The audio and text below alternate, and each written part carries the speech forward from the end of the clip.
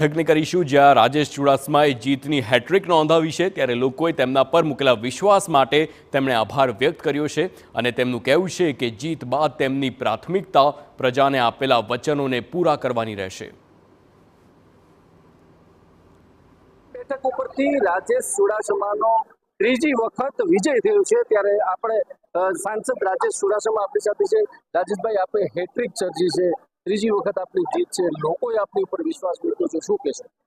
ખાસ કરીને જ્યારે ત્રીજી વખત આ વિસ્તારની એક તો પાર્ટીએ મને આ વિસ્તારની સેવા કરવાની પહેલી વખત તક આપી અને ત્યારબાદ આ વિસ્તારની જુનાગઢ અને ગીર સોમનાથની જનતા તેમજ ભારતીય જનતા પાર્ટીના સૌ કાર્યકર્તાઓ અને આગેવાનો મારા પર વિશ્વાસ મૂકીને 1 લાખથી પણ વધારે મતથી આ જુનાગઢ લોકસભાની સીટ ત્રીજી વખત મને સેવા કરવાની તક આપી ત્યારે તમામનો ખૂબ ખૂબ આભાર માનું।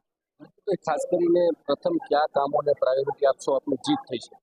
મેં અગાઉ ચૂંટણી પ્રચાર દરમિયાન કીધું હતું કે અમે 10 વર્ષમાં આ વિસ્તારની જનતાને જે આપેલા વચનો હતા એ તમામ પૂર્ણ કર્યા છે, પણ આ વિસ્તારમાં હજી પણ રેલવે વિભાગ હોય, આપણા નેશનલ હાઈવે હોય, આપણા ફિશરીઝના પ્રશ્નો હોય, આપણા આ વિસ્તારના વન વિભાગના પ્રશ્નો હોય, પ્રવાસન ક્ષેત્રમાં હોય, હજી પણ ઘણું કામ કરવાનું છે। તો આવનારા સમયમાં પ્રાયોરિટી આપી અને વહેલી તકે આ વિસ્તારનો વધારેમાં વધારે વિકાસ કેમ થાય એવા અમારા પ્રયત્ન રહેશે।